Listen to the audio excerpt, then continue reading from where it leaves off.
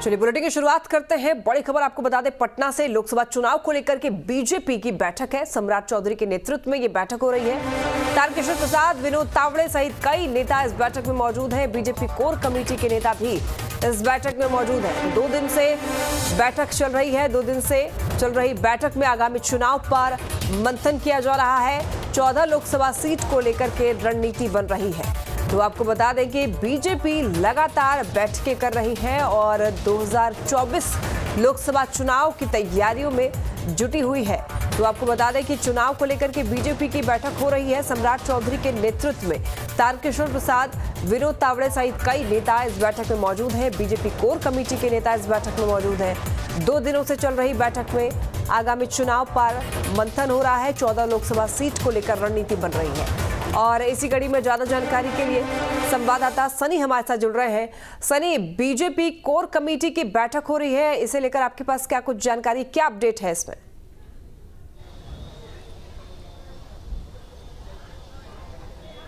जी देखिए, 2 दिनों से बैठक चली है। दरअसल कल भी ये बैठक चली थी और कल 3 लोकसभा चुनाव के जो विस्तारक हैं उनके साथ बैठक हुई। कोर कमेटी के नेता और बिहार प्रदेश के उस क्षेत्र के जो विधायक हैं, पूर्व विधायक हैं, उनके साथ ये बैठक चली। और आज की अगर बात की जाए तो गया, नवादा और झंझारपुर, ये 3 लोकसभा सीट को लेकर बैठक हो रही है, जहाँ भारतीय जनता पार्टी के तमाम शीर्ष नेतृत्व बिहार के और उस क्षेत्र से जो बड़े नेता हैं वो भी मौजूद है। इसमें लोकसभा चुनाव को देखते हुए तैयारी के साथ साथ पार्टी किस तरीके से आने वाले दिनों में किन रणनीतियों पर काम करेगी और कैसे जमीनी स्तर तक गांव-गांव, बूथ और डोर टू डोर जो चुनावी कैंपेन है वो चलाया जाएगा, उसको लेकर चर्चा की जा रही है। प्रदेश अध्यक्ष सम्राट चौधरी के साथ बिहार सरकार के पूर्व उप मुख्यमंत्री तारकिशोर प्रसाद, साथ ही पूर्व केंद्रीय मंत्री रविशंकर प्रसाद, उसके अलावा अगर बात की जाए तो पूर्व मंत्री जीवेश मिश्रा सहित तमाम बड़े नेता मौजूद हैं। और इस बैठक के जरिए आने वाले दिनों में किस रणनीति पर, किस हिसाब से कौन से नेता किस क्षेत्र में जाएंगे, इन तमाम मुद्दों को लेकर चर्चा की जा रही है। साथ ही जिला अध्यक्षों के साथ बैठक करके कैसे रणनीति बनाई जाए ताकि उस क्षेत्र में जमीनी स्तर पर भारतीय जनता पार्टी के वोट बैंक को एक बार फिर से 2024 में डिलीवर कराया जा सके। और कहीं ना कहीं भारतीय जनता पार्टी लोकसभा चुनाव को लेकर बिहार में कमर कस चुकी है। 40 सीट को लेकर जो दावेदारी की जा रही है, कहीं ना कहीं उसी का ये जो है कहीं ना कहीं शुरुआत है। जहाँ पे 3 लोकसभा सीटों को लेकर कल बातचीत हुई थी, चर्चा हुई थी लोकसभा विस्तारकों के साथ, और आज फिर से 3 लोकसभा विस्तारकों के साथ चर्चा हो रही है। शाम तक का इंतजार करना होगा, नतीजा क्या निकलता है, बैठक में किन किन एजेंडों पर मुहर लगी है। हालांकि बताया जा रहा है कि इस बैठक के जरिए संगठन के जो लोग हैं, खास तौर पर जो शीर्ष नेतृत्व को, जो आला कमान को यहाँ से रिपोर्ट पहुँचाते हैं, वो नेता भी मौजूद हैं। और इस बैठक में क्या नतीजे निकलते हैं, इन तमाम चीज़ों की जानकारी दिल्ली से मॉनिटरिंग की जा रही है और दिल्ली में तमाम चीज़ों की जानकारी दी जाएगी।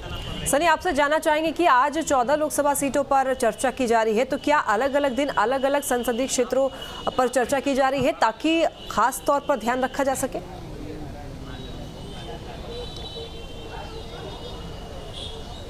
जी देखिए, इसको कई फेज़ में बांटा गया है। पहले फेज़ में 14 लोकसभा सीटों को चिन्हित किया गया है, जिसमें 3-3 करके बातचीत हो रही है। 2 दिनों में 6 लोकसभा सीट को लेकर बातचीत हुई है और फिर आने वाले दिनों में आगे जो बचे हुए लोकसभा सीट हैं उनको लेकर बातचीत की जाएगी। दरअसल गठबंधन है तो गठबंधन के अंदर कई दलों को सीट भी देना है, तो भाजपा उस हिसाब से ये तय कर चुकी है कि किन किन सीटों पर भारतीय जनता पार्टी खुद चुनाव लड़ेगी और उन्हीं सीटों पर तैयारी जो है, उन्हीं सीटों को लेकर जो है जो बैठक है वो और भी मजबूत की जा रही है। और जो सीट गठबंधन दल के नेताओं को दिए जाएंगे उस पर भी तैयारी है, लेकिन शुरुआत के फेज में उन सीटों को चिन्हित किया जा रहा है जहां पे जनता दल यूनाइटेड मजबूत है। तो स्पष्ट रूप से ये समझे कि जदयू के जिस क्षेत्र से लोकसभा के सांसद निकलकर सामने आए पिछली बार जब 2019 के चुनाव हुए थे, तो भाजपा की स्थिति उन सीटों पर क्या है, उन तमाम चीज़ों को लेकर गहन मंथन और चिंतन किया जा रहा है। उसके साथ ही भाजपा अपनी सीटों पर भी, जिस पर भारतीय जनता पार्टी चुनाव लड़ी थी, जीतकर भी आई थी, ऐसे में अगर भाजपा को लगता है कि वो सीट हो सकता है थोड़ी कमजोर स्थिति बनी हो, माहौल बदला हो,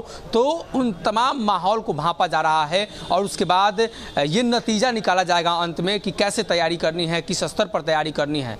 ठीक है सनी, बहुत धन्यवाद आपका तमाम जानकारियों के लिए।